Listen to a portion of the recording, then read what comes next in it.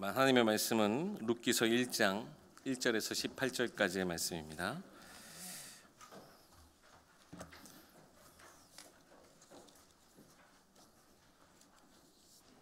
구약 성경 룻기 1장 1절에서 18절까지의 말씀입니다.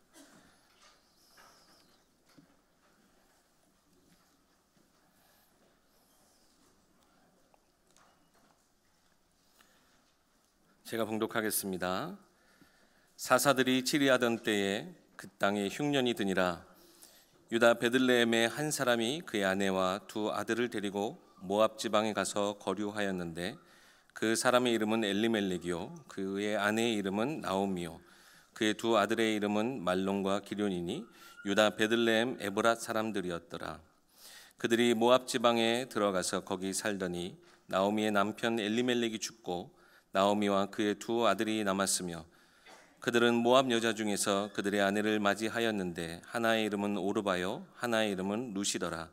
그들이 거기에 거주한 지 10년쯤에 말론과 기런 두 사람이 다 죽고 그 여인은 두 아들과 남편의 뒤에 남았더라. 그 여인이 모압 지방에서 여호와께서 자기 백성을 돌보시사 그들에게 양식을 주셨다 함을 듣고 이에 두 며느리와 함께 일어나 모압 지방에서 돌아오려 하여 있던 곳에서 나오고 두 며느리도 그와 함께 하여 유다 땅으로 돌아오려고 길을 가다가 나오미가 두 며느리에게 이르되 너희는 각기 너희 어머니의 집으로 돌아가라. 너희가 죽은 자들과 나를 선대한 것 같이 여호와께서 너희를 선대하시기를 원하며 여호와께서 너희에게 허락하사 각기 남편의 집에서 위로를 받게 하시기를 원하노라 하고 그들에게 입 맞춤에 그들이 소리를 높여 울며 나오미에게 이르되 아니니이다. 우리는 어머니와 함께 어머니의 백성에게로 돌아가겠나이다 하는지라. 나오미가 이르되 내 딸들아 돌아가라. 너희가 어찌 나와 함께 가려느냐. 내 태중에 너희의 남편 될 아들들이 아직 있느냐. 내 딸들아 되돌아가라. 나는 늙었으니 남편을 두지 못할지라. 가령 내가 소망이 있다고 말한다든지 오늘 밤에 남편을 두어 아들들을 낳는다 하더라도 너희가 어찌 그들이 자라기를 기다리겠으며 어찌 남편 없이 지내겠다고 결심하겠느냐. 내 딸들아 그렇지 아니하니라. 여호와의 손이 나를 치셨으므로 나는 너희로 말미암아 더욱 마음이 아프도다 하매 그들이 소리를 높여 다시 울더니 오르바는 그의 시어머니에게 입 맞추되 룻은 그를 붙쫓았더라. 나오미가 또 이르되 보라 내 동서는 그의 백성과 그의 신들에게로 돌아가나니 너도 너의 동서를 따라 돌아가라 하니 룻이 이르되 내게 어머니를 떠나며 어머니를 따르지 말고 돌아가라 강건하지 마옵소서. 어머니께서 가시는 곳에 나도 가고 어머니께서 머무시는 곳에서 나도 머물겠나이다. 어머니의 백성이 나의 백성이 되고 어머니의 하나님이 나의 하나님이 되시리니 어머니께서 죽으시는 곳에서 나도 죽어 거기 묻힐 것이라. 만일 내가 죽는 일 외에 어머니를 떠나면 여호와께서 내게 벌을 내리시고 더 내리시기를 원하나이다 하는지라. 나오미가 룻이 자기와 함께 가기로 굳게 결심함을 보고 그에게 말하기를 그치니라. 아멘. 참 즐거운 예배입니다. 우리 옆 사람과 함께 인사 나누기 소망합니다. 참 귀한 자리 인도받으셨습니다. 다시 한번 고백합니다. 참 즐거운 예배입니다. 네, 여러분 우리의 예배가 이렇게 하나님 앞에 즐거움으로 또 하나님도 기뻐 받으시는 그런 예배가 지속되어진 우리의 교회 되기 소망합니다. 사무엘상의 말씀을 지금 쭉 저기까지 인도받았죠. 근데 담임 목사님 미국 출타 사역으로 잠시 우리가 멈추고 말씀을 좀 받게 되는데요.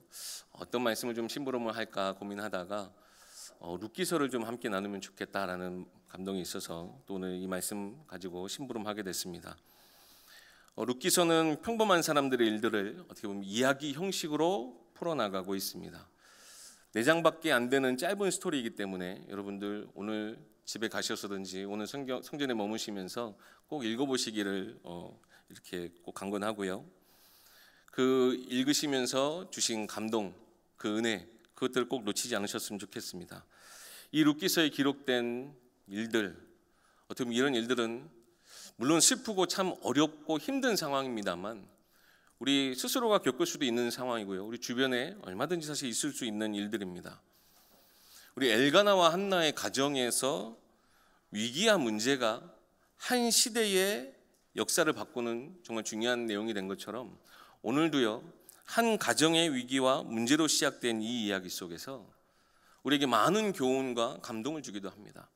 특별히 룻의 효심 가득한 그 마음과 중심, 그리고 그 선한 마음이 우리에게 교훈이 되기도 하고요. 나중에 등장하기도 하는 이제 보아스의 그 중심, 그 보아스의 또 선한 마음, 따뜻한 마음이 결국 두 사람의 만남을 통해서 한 가정, 가문이 회복되어지는 것을 통해서 우리 또 감동받기도 합니다. 그러나 이 이야기를 한 시대에 딱 그 배경 속에 갖다 놓으면 어떻게 보면 전혀 다른 이야기처럼 보일 수 있는 것이 오늘의 이야기입니다. 한 시대의 어둠을 몰아내는 일에 하나님이 이들의 인생을 사용하셨고, 오늘 본문 말씀을 통해서 하나님은 한 시대의 모든 저주와 재앙을 완전히 끝을 내고 새롭게 시작하는 하나님의 역사, 우리 지난번 말씀 받았던 것처럼 그 하나님의 역사 또 다른 이면에 하나님이 준비하신 것들을 발견할 수 있습니다. 우리에게 주시는 분명한 메시지 여러분 받으시기 바랍니다. 하나님의 숨겨진 역사, 어떻게 보면 우리의 인생 속에, 우리의 삶 속에 감춰져서 우리가 다 알지 못한다 할지라도 하나님은 분명히 우리의 인생 가운데 많은 일들로 역사하고 계심을, 그 숨겨진 역사들을 발견하시고, 또 이 시대를 살아가는 우리에게 하나님 이들에게 주셨던 시대를 살리는 응답과 함께 우리도 이 시대의 영적 흐름을 바꾸는 정말 귀한 전도자로, 또한 하나님의 숨겨진 역사의 주역으로 쓰임받게 여러분 도전하고 함께 현장 속에서 승리하시는 우리 예일교회 성도님들 되시길 소망합니다. 먼저 오늘의 이야기 속에 등장하는 인물들을 살펴보면서 우리 이야기를 쭉 따라가 보자 합니다. 가장 먼저 우리 엘리멜렉을 좀 살펴보겠습니다. 이름 중에서도 가장 먼저 등장하기도 합니다. 엘리멜렉. 여기 1장 1절에 보면 그 시대가 어떤 시대인지 나오게 됩니다. 바로 사사시대, 사사들이 치리하던 때에, 바로 이 가정, 이 사람들의 이야기가 시대적인 배경이 언제였다고요? 사사시대였다라고 하는 것을 성경이 나타내고 있습니다. 또 장소도 나오는데요, 베들레헴에서 있었던 한 사람 엘리멜렉이 그의 아내와 두 아들을 데리고 모압 지방에 가서 살게 되었다라고 하는 것이 이야기의 시작입니다. 그런데 그들이 왜 베들레헴을 떠나서 모압으로 가게 됐는지는 1절에 기록하고 있는데요, 그 땅에 흉년이 들어서. 우리가 먼저 엘리멜렉의 이름을 좀 뜻을 살펴볼 필요가 있습니다. 엘리멜렉의 이름의 뜻이 무엇이냐? 하나님은 왕이시다라는 뜻입니다. 여러분 말씀을 많이 받으셔서 아시죠? 사사시대의 영적 흐름이 뭐였습니까? 사사시대를 대표하는 말, 그들에게 왕이 없으므로 자기 소견에 옳은 대로 행하였더라. 어떻게 보면요, 엘리멜렉 자신의 이름에 이미 그 시대에 답이 있었어요. 그 시대가 어떻게 행동해야 하고 그 시대가 무엇을 붙잡아야 되는지 엘리멜렉이 사실 자신의 이름 속에 답이 있었어요.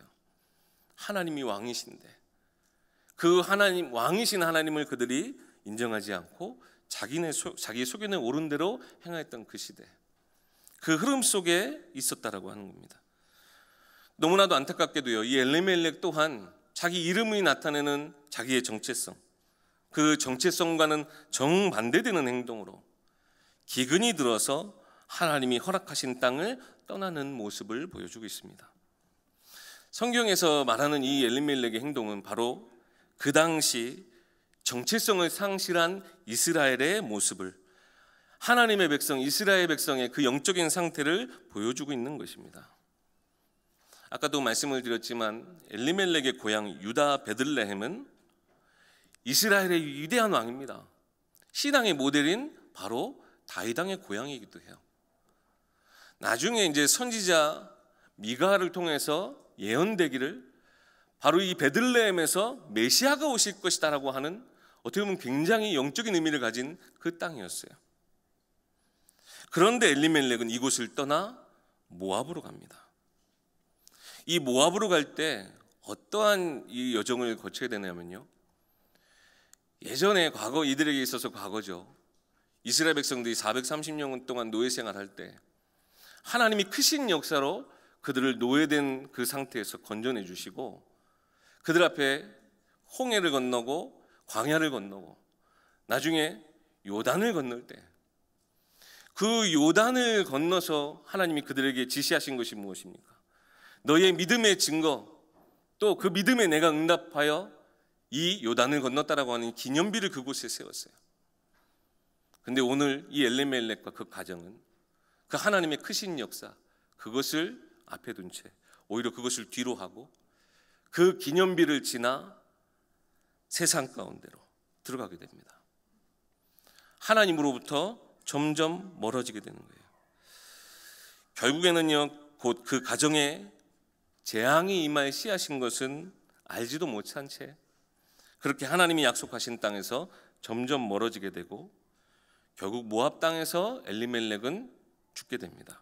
또한 함께 간 두 아들도 그 모압 땅에 거주한 지 10년쯤에 다 죽게 됩니다. 이 이야기를 보면서요, 단순히 지금 이 상황을 보면 하나님의 벌을 받아서 저렇게 됐구나, 가문이 완전 쫄딱 망했구나 라고 우리가 생각할 수 있습니다. 물론 그 죄악으로 인해서 하나님을 떠났기 때문에 그런 문제가 그 가정에 온 것도 분명히 맞을 것입니다.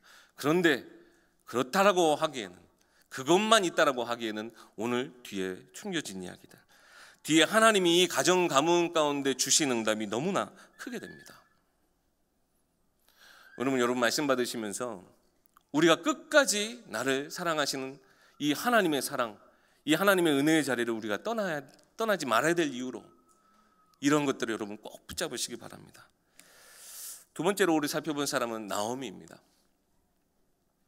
그렇게 남편을 따라서 들어간 모압 땅, 그곳에서요, 사랑하는 남편, 그리고 정말 내 생명과도 같은 그 두 아들을 잃어버렸어요. 그리고 남겨진 게 누굽니까? 모압 땅에 들어가다 보니까 자연스럽게 사실 성경에서도 금지한 이방 여인과의 결혼들을 이렇게 맺게 되었는데요, 여기 남겨진 두 며느리, 이 두 며느리 다 이방 여인으로서, 그러니까 나오미와 이 두 며느리만 남게 되어졌어요. 나오미의 심정이 어떻겠습니까? 큰 절망 가운데 빠지게 됐습니다. 그저 먹고 살기 위해서 나는 그냥 그 삶을 찾아간 것뿐인데, 오히려 그것을 위해서 나도 내 익숙한 고향 땅을 버려버리고 어떻게 보면 그 고향 땅을 등지고 낯선 땅을 살아가면서 많은 어려움들을 겪었는데, 이 겪었던 어려움들을 말로 다 표현할 수 있겠습니까? 성경은 이걸 과감히 물론 생략하지만 우리 인생을 너무나 잘 아시잖아요. 우리 사람들의 삶을 너무나 잘 아시잖아요. 그 땅에 어려움들이 얼마나 많이 있었을까. 그런데 심지어 남편도 잃고 두 아들도 잃은 그 나오미의 심정이 어떠했겠습니까? 이 심정을 1장, 저희가 읽진 않았지만 20절에 표현하는데요, 나오미의 이름의 원래 뜻이 희락, 즐거움이라는 뜻이에요. 근데 자기를 더 이상 나오미라 부르지 말라고 이야기합니다. 나를 더 이상 나오미로 부르지 말아주세요. 오히려 마라, 뜻이 쓰다, 괴롭다라는 뜻이에요. 나를 마라라고 차라리 나를 불러주세요. 21절에는 뭐라고 얘기합니까? 이 모든 것을 마치 하나님 원망하는 이야기도 하기도 합니다. 여호와께서 나를 징벌하셨고 적는 자가 나를 괴롭게 하셨다. 이렇게 하나님을 원망하는 모습도 보게 됩니다. 어떻게 이름 그대로라면 인생이 참 즐거움으로 빛이 나야 될 그런 인생인데, 인생의 쓰디쓴 모든 어려움들을 경험하고 빛을 잃어버린 채 결국에는 원래 있던 곳 다 잃어버리고, 풍족하게 갔다가 빈손으로 들어와서 다 잃어버리고 원래 있던 곳 고향 땅 베들레헴으로 돌아오게 됩니다. 근데 여러분, 다 잃고 다 절망 가운데 온 자리이지만 원래 있던 곳, 약속하신 그곳에 돌아오는 것이 하나님의 크신 계획인 것은 너무나 잘 아시겠죠. 이 나오미의 또 심성이 또 착했던 것 같긴 해요. 누구보다 사실은 이방 사람으로서 타지에서 사는 어려움들을 누구보다 잘 알았을 거 아니에요. 그러니까 가다가 두 며느리한테 이야기합니다. 그럼 두 며느리도 남편을 잃은 어떻게 보면 그 똑같은 처지에 있는 여인들인 거죠. 너희 각자 자기 땅으로 가서 각자 자기의 삶을 살아라. 그런데 여기서 축복을 하는데요. 축복인지 여호와께서 너를 선대하기 원한다라고. 축복은 축복이죠. 근데 축복 아닌 축복을 해요. 그 내용이 뭐였습니까? 8절 9절에 나옵니다. 여호와께서 너희를 선대하셔서 각기 남편의 집에서, 즉 뭐예요? 사람의 위로를 받으라라고 이야기합니다. 참 어떻게 보면 이게 하나님의 백성, 자기의 정체성, 하나님과 함께하는 그 인생의 즐거움, 그 인생의 희락, 참된 기쁨을 놓친 하나님의 백성의 사실 모습이에요. 하나님의 숨겨진 뜻, 하나님의 그 마음은 알지 못해요. 그뿐입니까? 하나님의 계획, 이방을 살리길, 온 땅을 살려 하나님의 구원의 계획, 그것은 감히 생각하지도 못하는 거예요. 나중에 가서 오히려 이방신을 가서 너희 아버지가 그 땅에서 섬기는 그 신을 섬겨라 라고 이야기하는데, 이것이 진짜 축복입니까? 결국에는요, 그러니까 우리가 지난주 말씀 받은 것처럼 우리가 이 영적 상태를 우리가 점검해야 되는 이유가 여기 있습니다. 우리의 정체성이 어떠한지, 하나님 주신 말씀 안에 나는 그 하나님의 기쁨을 따라 내가 살고 있는지. 우리가 이 정체성을 놓쳐버리고 하나님이 주신 참된 기쁨을 놓쳐버리면 살면요, 결국 세상의 언어, 세상의 방법대로 세상이 복을 빌듯 우리도 그냥 그렇게 살아가는 거예요. 우리가 하나님의 자녀, 하나님의 백성임에도 불구하고요, 빛을 잃어버린 채 그냥 세상의 것 우리가 축복하듯 축복하며 살 우리가 그런 존재입니까? 세계복음화, 237 나라, 사실 내 정체성, 우리 가진 사명, 하나님의 은혜를 잃고서는요, 다 먼 얘기뿐이지 않습니까? 그래서 우리 영적 상태를 점검해야 돼요. 내가 하나님이 나에게 허락하신 은혜로 내가 정말 하나님의 자녀, 하나님의 백성이 내가 분명한지. 근데 말씀은 늘 우리에게 동일하게 얘기하시거든요. 네가 아무리, 지난주 말씀이 얼마나 찔리든지요, 볼 때마다 찔려요, 들을 때마다 찔려요. 그런데 결론은 하나입니다. 나는 절대 예배를 떠나서는, 하나님을 떠나서는 살 수 없구나. 이 은혜 없이는 난 살 수 없구나. 이런 결론이 사실 우리가 나고, 그럼으로써 또 더 예배에 가까이, 더 하나님의 은혜를 사모하는 이러한 모습들이 우리 가운데 회복되어야 되겠습니다. 그래서 정말 세상에 정말 하나님이 우리에게 주신 기쁨의 빛이 우리 삶에 마음껏 빛이 나도록, 하나님 주신 즐거움과 희락이 넘쳐나도록. 결국 나오미가 놓친 걸 누가 붙잡습니까? 룻이 붙잡게 돼요. 세 번째로 살펴볼 사람이 바로 룻입니다. 오늘 성경의 주인공이자 그 누구보다 하나님의 은혜와 복을 가장 크게 받은 여인이죠. 두 며느리가 있었는데 자기 길을 떠난 오르바하고는 완전 다른 길을 가게 됩니다. 이 룻기를 통해서 룻이 구원을 얻는 것이 어떻게 보면 드러난 메시지입니다. 이방 여인조차 하나님께 은혜를 간구하고 하나님 앞에 하나님을 경외하는 마음으로 서면 하나님이 이렇게 은혜를 허락해 주시고 복을 주신다. 즉 만민을 향한 하나님의 구원의 계획, 이것이 어떻게 보면 룻기서에 드러난 메시지예요. 이 룻이 은혜 받는 과정, 이 하나님을 고백하는 과정 보면 참 오묘합니다. 이 룻의 과거는 우리가 알 수 없어요. 그러나 우리가 이 룻이 본문을 통해서 본 것은 인생의 어려움부터 시작하잖아요. 남편을 잃고 이방 나라에서 온 늙은 시어머니와 남게 되어진 이 여인. 근데 이 여인이요, 놀랍게도 하나님의 역사의 주인공으로서 쓰임 받게 돼요. 그 시작이 바로 무엇인 줄 아십니까? 하나님을 향한 경외함이에요. 하나님을 향한 그 경외함이 이 여인의 인생을 완전히 뒤바꾸는 역사가 되어집니다. 단순한 효심을 넘었어요. 사실 이 룻의 이야기는요, 시어머니와 며느리의 또 관계이기 때문에 우리가 얼마든지 교훈으로 삼을 수 있는 이야기입니다. 우리 자녀들이 우리 부모를 향한 효심을 이렇게만 가지고 있으면 얼마나 좋겠습니까? 근데 단순한 효심을 넘어서는 이야기입니다. 앞으로 또 얼마나 어려움들이 나오미 인생 속에, 룻의 인생 속에 기다리고 있어요. 과부된 여인 둘이 가서 무엇하면서 뭘 먹고 살겠습니까? 그런데요, 룻은요 그 너머에 있는 것을 보게 됩니다. 그것이 바로 하나님을 경외하는 자가 가진 믿음이었어요. 그 믿음이 그 인생을 최고의 응답의 자리로 이끌게 됩니다. 16절의 고백, 너무나 여러분 잘 아시는 고백 아닙니까? 어머니께서 가시는 곳에 나도 갑니다. 어머니께서 머무시는 곳에 나도 머물겠습니다. 어머니의 백성이 나의 백성이 되고 어머니의 하나님이 나의 하나님이 되실 것입니다 라고 고백하는, 얼마나 사실은 대단한 믿음의 고백입니까?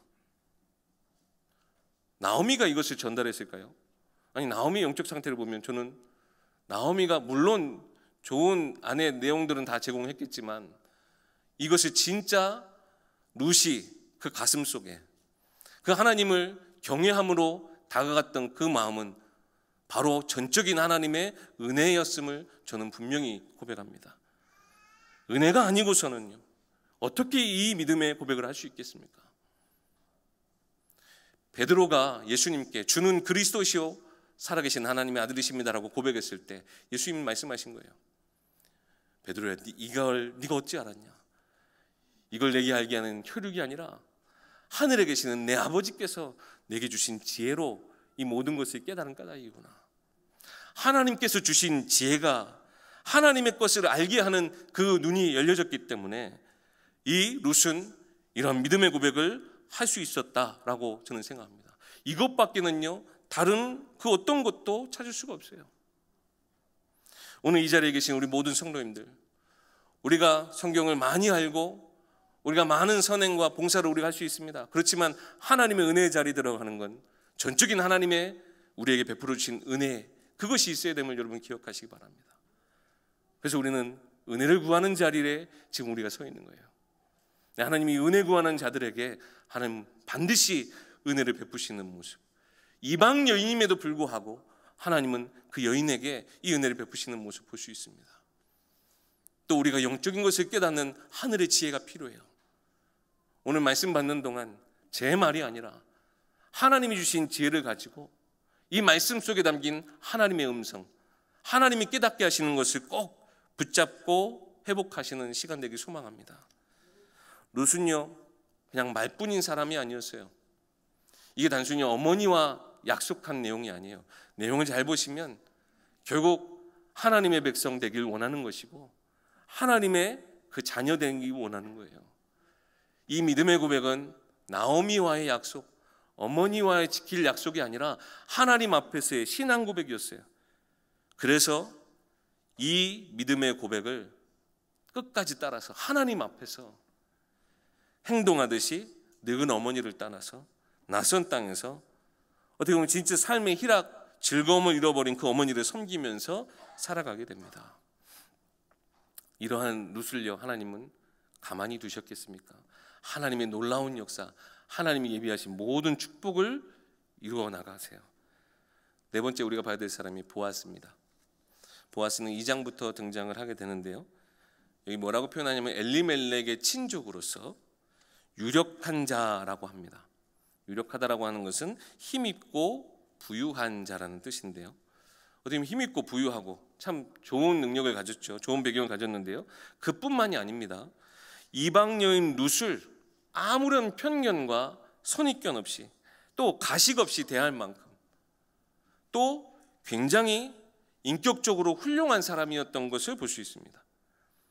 그리고 지금 룻이 그리고 나오미가 당하는 이 어려움들을 다 공감을 하고요, 조심스럽게 배려하며 돕기도 할 만큼 선한 마음을 가진 사람이었다는 거예요. 먹을 것이 있었겠습니까? 나오미와 룻이 먹을 것이 없을 걸 알고요, 이제 룻이 먼저 그 자기 밭에서 이삭 추수할 때 그 타작하고 남은 이삭을 그냥 줍는 것을 보고 그것을 그냥 냅둬요. 심지어는요 이렇게 같이 일하는, 자기를 위해서 일하는 자들한테 뭐라고 얘기하냐면 멀쩡한 나발에서 이삭을 뽑아다가 오히려 더 많이 가져갈 수 있게끔 하라고. 그냥 이렇게 거저 주는 것이 아니라 오히려 더 많이 가져갈 수 있게끔 실제적인 도움보다 이렇게 배려하는 마음으로 이렇게 더 많이 줍도록 하기도 합니다. 자, 이 모든 일들이 그러면 보아스가 진짜 선한 사람이었기 때문에 선한 마음으로 이것을 행한 까닭일까요? 보아스의 중심을 좀 더 볼 필요가 있습니다. 2장 11절, 12절 말씀 보면요, 보아스가 이미 룻에 대한 소문을 다 들었어요. 근데 소문이 과연 얼마나 아름답게 들렸을까요? 좀 보아스가 들었을 소문은 그렇게 막 좋은 내용은 아니었던 것 같아요. 그럼에도 불구하고 사실을 판단해 봤을 때, 저 고향 땅 등지고 저렇게 늙은 시어머니 따라와서 그 시어머니를 봉사하면서 섬기면서 살아가고 있구나. 그 이야기를 듣고 12절에 뭐라고 이야기하는 줄 아십니까? 여호와께서 네가 행한 일에 보답하시기 원한다. 그리고 여호와께서 그의 날개 아래 보호받으러 온 내게 온전한 상 주시기를 원하노라 라고 이야기합니다. 이것은요, 지금 이러한 축복, 이러한 내용을 대답할 수 있는 상태라면요, 하나님의 은혜를 그 누구보다 깊이 체험했다라는 거거든요. 그리고 자기가 지금 베풀 수 있는 사람의 손길보다 무엇이 더 중요한 걸 이야기하는 겁니까?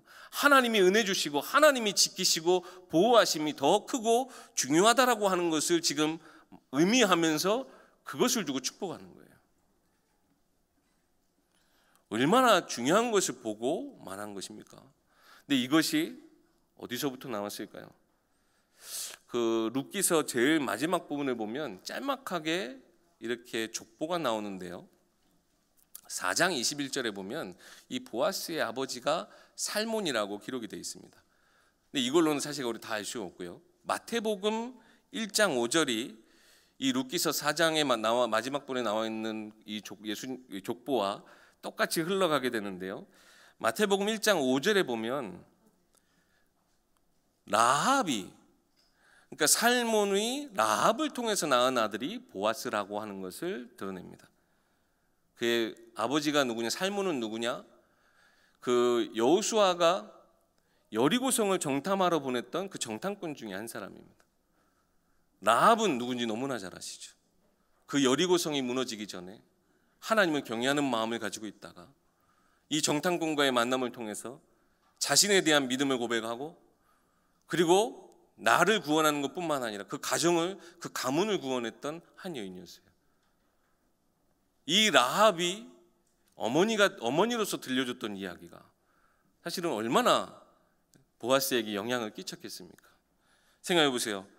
이 부모를 통해서 깨닫게 되어진 하나님의 놀라운 구원의 은혜, 이방 여인이었던 나의 어머니도 하나님을 향한 경외함을 가지고 정말 믿음대로 행하였더니, 사실 그때는 생명을 건 행동이었거든요. 자기 일 다 함께하는 사람들 배신하면서까지.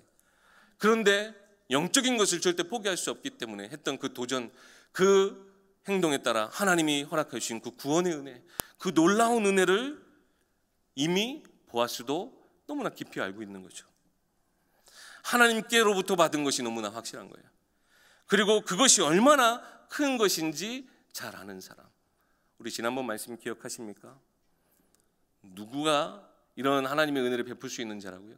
하나님의 은혜를 깊이 깨닫고 그것을 실제적으로 하나님으로부터 받은 것을 아는 자, 그것에 감사하여 헌신할 수 있는 자가 이런 은혜를 베풀 수 있다고요. 그 가정에 임하여서 부모를 통해서 전달받은 그 언약, 그것이 보아스는 그것을 가슴에 품고 있었고요. 그 언약 가운데서 부모님뿐만 아니라 나에게도 허락하신 그 은혜, 그것을 누구보다 깊이 체험하고 있었기 때문에 그 하나님의 은혜에 감동하고 감격하여 이 하나님의 숨겨진 역사, 이 일을 위해서 내 마음을 감동케 하는 일에 순종할 수 있게 되어졌던 거예요. 쉬운 일이겠습니까? 사실 다른 지역에서 온 이방 여인을, 그것도 남편을 잃고 홀로 된 시어머니를 모시고 사는 이 여인을 자기 아내로 맞이하는 일이 쉬웠겠냐는 거예요.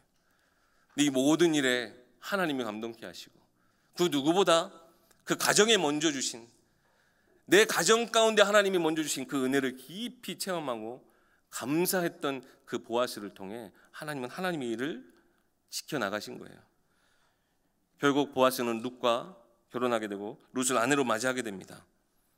그러면서요, 그 인생에 허락하신 하나님의 이 놀라운 역사, 여기에서 벗어나지 않고요, 가장 중심에서, 가장 중요한 자리에서 끝까지 인도받게 됩니다. 이렇게 룻과 보아스가 아들 오벳을 낳게 됐는데요. 이 오벳이 누구냐? 바로 다윗 왕의 할아버지입니다.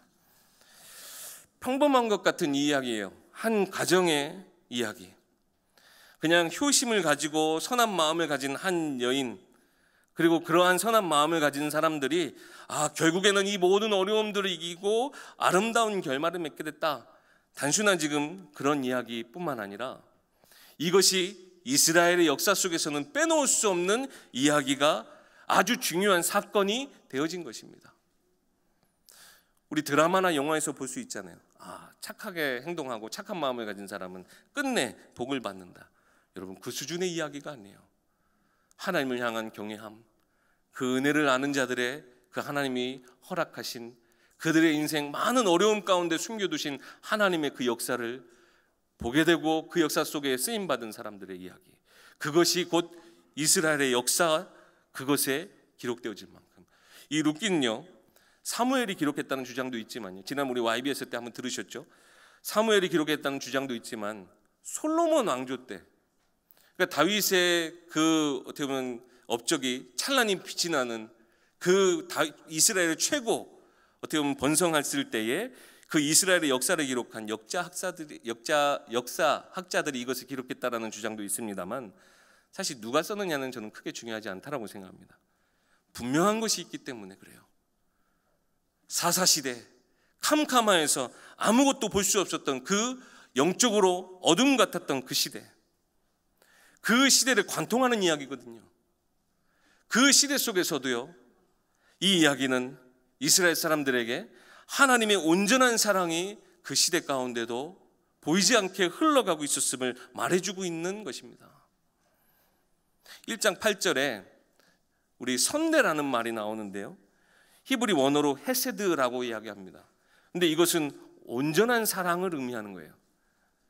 하나님의 신실하시고 온전하신 사랑이 사사시대, 즉 하나님을 인정하지 않고 자기 속에 옳은 대로만 살았던 그 이스라엘 백성들, 그 범죄한 그들을 끝까지 지키시고 그들을 품으시고 용서하시고 그 긍휼하심으로써 그들에게 없어서는 안 될 왕 다윗 왕을 허락하시고, 또 하나님도 하나님의 뜻을 이루시기 위해서 꼭 필요한 역사였죠.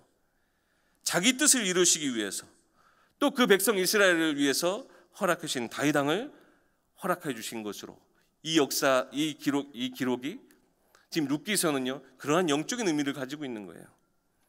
이스라엘의 역사 속에 빼놓아서는 안 될 영적인 의미를 가진 이야기. 근데 그뿐 아니라 성경 전체를 봐도요, 이들의 이야기는 단순한 그냥 인생들의 이야기가 아니에요. 사람의 역사가 아니에요. 하나님은요, 자기의 뜻을 이루시기 위해서 우리의 악함도, 우리의 연약함도, 때로는 우리의 불신앙도 하나님 다 사용하세요.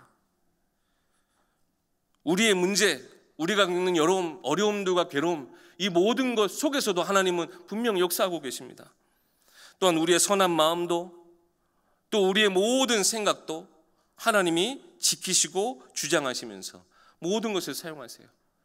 즉 우리의 생사화복, 우리의 모든 것을 하나님은 사용하시는데요, 이 이야기는 지금 이스라엘의 역사 속에 그냥 다윗 왕조의 계보, 다윗 왕의 탄생에 끝까지 이런 일이 있었다라는 의미로 기록되어졌을 수도 있지만, 성경 전체 속에서 다윗 왕의 족보는 무엇과 연결되어집니까? 바로 예수 그리스도를 이 땅 가운데 보내주신 예수 그리스도의 족보와 예수 그리스도의 오심과 동일선상에 있는 하나님의 절대 응답이 담겨져 있는 이야기라고 하는 것입니다. 결국요, 성경 전체 가장 중요한 그리스도, 그 그리스도께서 오시기 위해 이 모든 일이 쓰임되어졌다라고 하는 사실입니다. 보아스가 룻을 아내로 맞이할 때, 이제 성경을 나중에 읽어보시면 기업 물을 자라는 이런 말이 나오는데요, 그 당시의 제도를 말합니다. 고엘 제도입니다. 고엘 제도는 구속하는 자, 속량하는 자, 친척의 역할을 행하는 자라는 의미입니다. 그런 의미로서 자기의 친족을 어려움이나 위험에서부터 구하는 제도예요.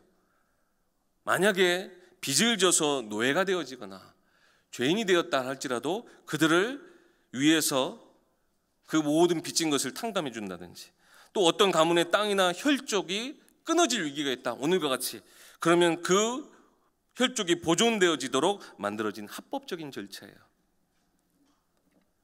자기 친족들을 지키고 속량하는 제도. 자기 백성을 그들의 죄에서 구원할 자, 바로 예수 그리스도를 예표하는 그러한 상징적인 제도이기도 한 것입니다. 많은 인생들, 모든 것이 무너지고 모든 것을 빼앗긴 허무한 인생들의 그 기업을 물을 자로 누가 오셨어요? 예수 그리스도께서 오셨어요. 연약하여 부족하고 일어날 힘이 없는 자들을 지지하시고 최고의 후원자 되시는 바로 그리스도, 죄인이 되고 빚진 자 되어서 종노릇하는 인생들을 구원하여 주시기 위해서 참 구원자, 참 왕으로 오신 그리스도를 오늘 본문에서도 우리는 발견할 수 있는 것입니다. 인생의 많은 괴로움과 어려움들을 겪는 나오미와 이 룻을 통해서, 이 룻을 위해서요, 하나님은 예수 그리스도를 보내주신 것 같이 보아스를 그들에게 허락하여 주신 거예요. 그러니까 보아스는 기업 물을 자, 즉 예수 그리스도를 상징하는 그런 상징적인 인물이기도 한 것입니다. 나중에는요, 이 나오미가 자기 이름을 마라라고 부르라고 했잖아요. 결국에는 그 동네 여인들이, 베들레헴 여인들이요, 나오미한테 와서 이야기합니다. 야, 우리 하나님을 찬양해야 되는 거 아니냐. 나중에 그 손자 오벳을 낳고요, 그 오벳을 두고 뭐라고 했냐. 이는 내 생명의 회복자이며 내 노년의 봉양자라. 그러면서 그동안 잃어버렸던 인생의 참된 희락, 참된 기쁨, 모든 영적인 의미들, 하나님이 감춰두신, 숨겨두신 모든 것들을 발견하게 되는 그런 응답의 자리, 그런 중요한 시간표로 쓰임받게 되면서 나오미는 그렇게 인생 노년을 가장 행복하게 마무리하게 됩니다. 이 모든 것, 나오미와 룻의 만남, 그리고 룻과 보아스의 만남, 이 모든 만남이, 그리고 그 속에서 어려움을 겪었을 그 모든 어려움의 순간들이 다 참 왕으로 오실 예수 그리스도를 예비하기 위해 사용되어진 인생들임을 우리는 기억해야 될 것입니다.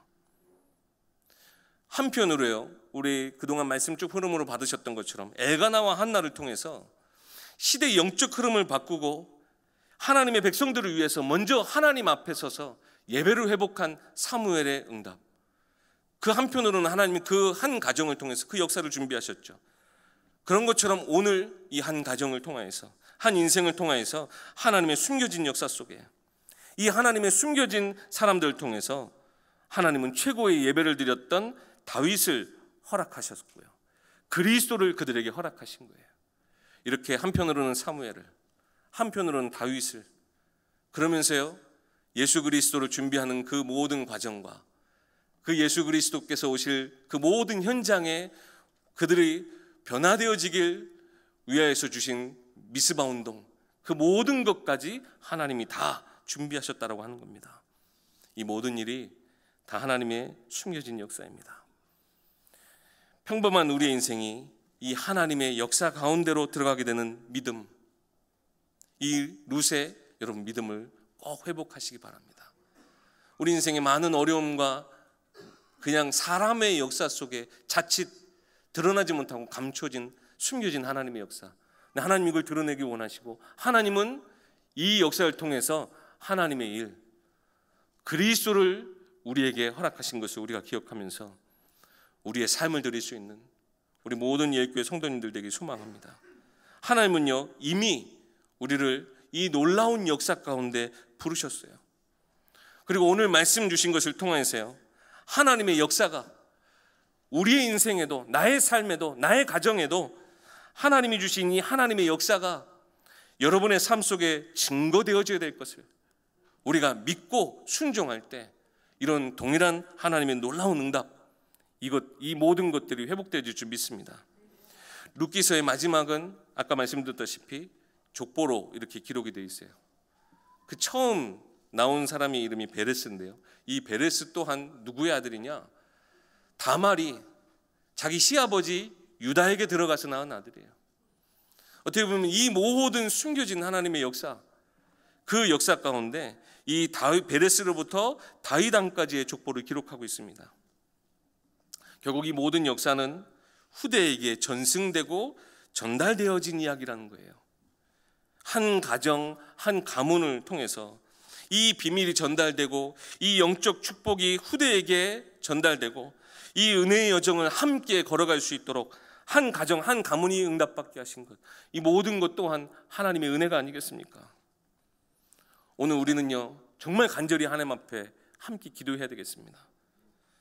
하나님, 내게 주신 이 은혜가, 하나님 내게 주신 이 영적인 깨달음들이 우리 후대에게도, 내 자녀들에게도 전달되어지길 소망하는 마음으로 우리가 진정 기도해야 되겠습니다. 한나의 그 기도가, 정말 이 룻의 기도가, 이 나오미의 기도가 우리 가운데 회복되어져야 되겠습니다.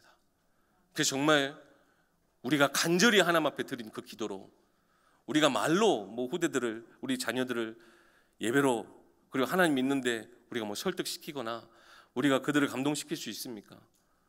우리는 그저 우리에게 주신 그 은혜를 누리면서 살면서 내 모든 것을 사용하시는 하나님의 숨겨진 역사가 우리 자녀, 우리 후대들에게도 보여지길 소망하고, 그들에게도 또한 하나님의 은혜 주시고 하나님의 언약 가운데 그들을 붙잡아 주셔서 그들 하나님의 역사 가운데 그들도 또한 주역으로 쓰임받을 수 있도록 우리가 기도해야 되지 않겠습니까?